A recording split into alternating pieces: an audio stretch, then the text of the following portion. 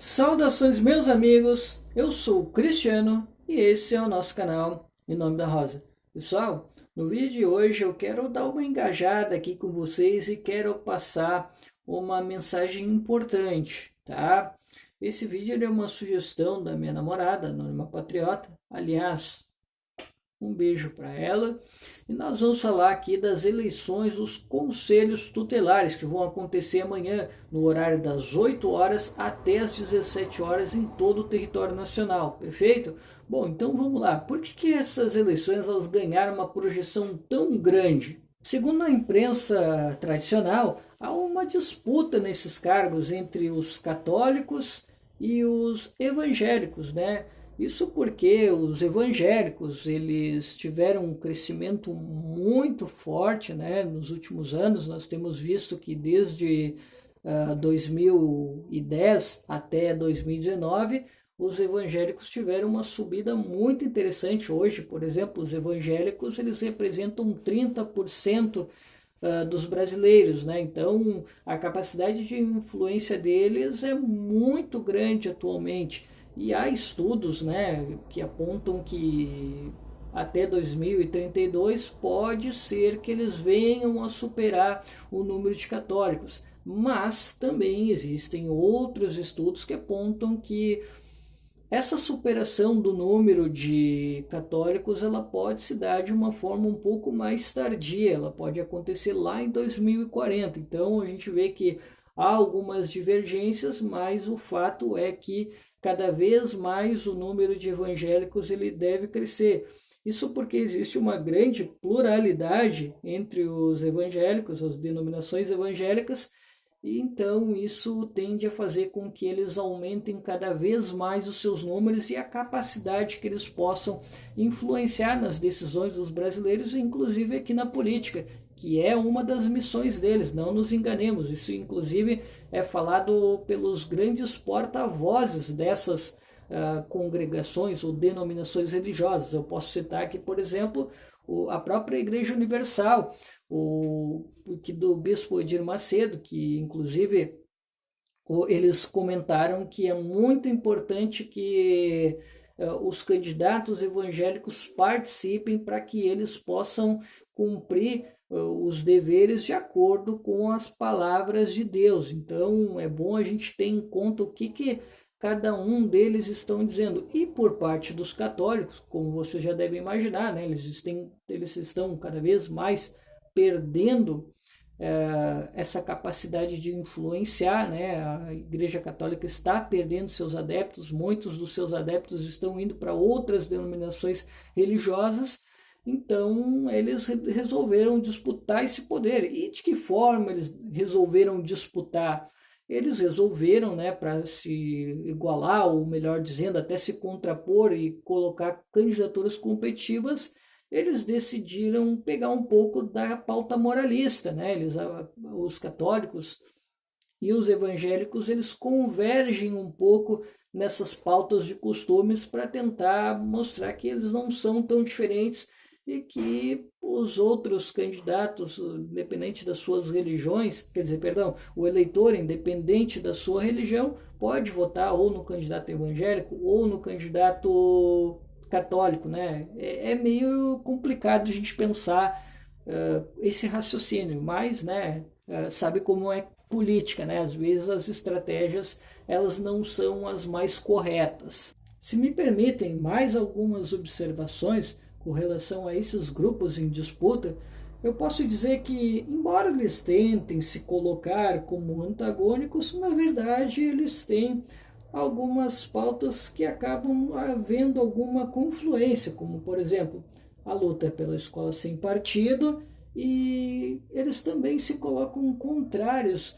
com relação à educação sexual nas escolas, que eles chamam vulgarmente de sexualização das crianças, né? E eu posso destacar também que cada uma deles tem a sua forma de domínio, né? Por parte dos católicos, eles perceberam que eles perderam muita influência e tendo em vista que a igreja vem passando por transformações, o Papa vem se demonstrando como um cara bastante ativo, um cara até, posso dizer, até progressista, há um grupo dentro da Igreja Católica que vem querendo imprimir uma retórica mais conservadora, e esses grupos conservadores parecem, pelo que eu pude observar, pela matéria da El País, é o grupo que está tentando se colocar em disputa de narrativa com os evangélicos e pela ocupação de espaço nesses conselhos tutelares. Né? Até tem uma discussão que houve na Arquidiocese de São Paulo, isso tudo na matéria que eu li no El País, que eles disseram que a Igreja Católica ela perdeu muito espaço de influência, muito espaço de diálogo com as pessoas. Então era preciso que ela retomasse esse diálogo. Então é interessante a gente abordar esse aspecto, né, de que a religião católica, né, ela está querendo retornar. Então ela escolheu este cargo para que eles possam voltar a esse caminho da influência. Né? E por lado dos evangélicos, né, também há o seu domínio. Né? Eu posso dizer que existe até um nome apropriado, né, que é a teologia do domínio, que é uma ideia que esses evangélicos eles pegam lá do Velho Testamento e eles acreditam que esse mundo ele foi dominado por Satanás. Então eles precisam ocupar os espaços para espalhar a palavra, né? Para que eles possam dominar os vários espaços públicos, para que eles tenham cada vez mais espaço de poder influenciar. Então, pessoal, isso demonstra o quanto é importante a gente está muito atento quem são os nossos adversários para que nós possamos agir, né? Por isso que é muito importante para a esquerda, nessa história toda, né? A gente temos os nossos candidatos, né? Se não tiver os nossos candidatos, sejam eles progressistas, não necessariamente de esquerda, ou se tiver candidatos de esquerda, para que nós votemos neles, para que eles ocupem esses espaços, porque quem ocupa espaço exerce poder, e quem exerce poder exerce influência, e quem tem influência é dono de um discurso.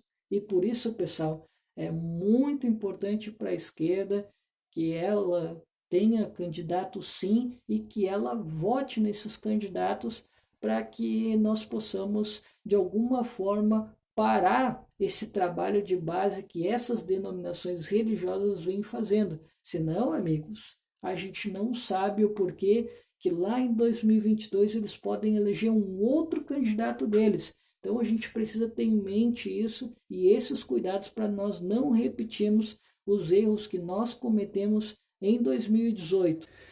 Bem, mas aí tu deve estar me perguntando, mas e aí? E se na minha cidade não tiver nenhum candidato de esquerda, nenhum candidato progressista, o que eu faço? Eu posso votar num candidato católico, num candidato evangélico, ou eu posso até não votar em ninguém. Lembrando, né, pessoal, que o voto ao Conselho Tutelar, ele é facultativo, tá? Bom, o que eu posso dizer para vocês? A resposta é depende. Se vocês conhecem o candidato, sabe que ele atua de acordo com a técnica, ele é capacitado, ele respeita o ECA, mas ele faz parte de alguma denominação religiosa, mas isso não faz com que ele atue de acordo com algum preceito, princípios ou dogmas daquela denominação religiosa, sem problema, pessoal. Podem votar tanto no católico quanto no evangélico. Até porque nesse vídeo eu não quero fazer uma espécie de uma guerra e fazer uma generalização, sendo que eles são todos nossos adversários. Nem sempre, pessoal, até porque nós temos uma história bem longa, principalmente por parte dos católicos, que tem uma participação muito grande dentro da história da esquerda, né? E nós também temos alguns evangélicos também que têm uma participação bastante interessante. Mas é claro que, né, até mesmo porque os católicos eles sempre foram a maioria, eles têm uma participação bastante considerável dentro do campo da esquerda, tá? Então por isso que a gente tem que ter bastante cuidado para a gente não generalizar também, tá? Mas, pessoal, E se acontecer o imponderável, né, de ter um candidato que tu não conhece, mas tu acaba descobrindo que esse candidato ele tá com esse pacote do bolsonarismo, né, esse pacote com essas agendas irracionais, eu posso dizer, né? Aí, pessoal, eu realmente tenho de recomendar para vocês que vocês não votem ninguém, nem vai votar, porque é complicado, tem que escolher entre o menos pior, né? Se bem que, né, pessoal, a própria eleição ela também não resolve lá tantos os nossos problemas, né?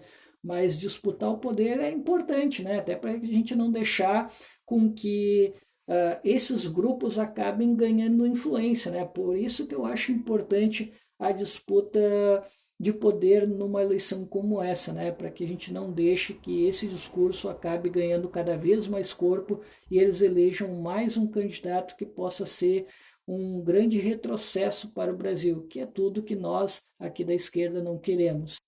Bom, pessoal, então esse foi o nosso vídeo. Espero que vocês tenham gostado. Se vocês gostaram, curtam, compartilhem, comentem, né?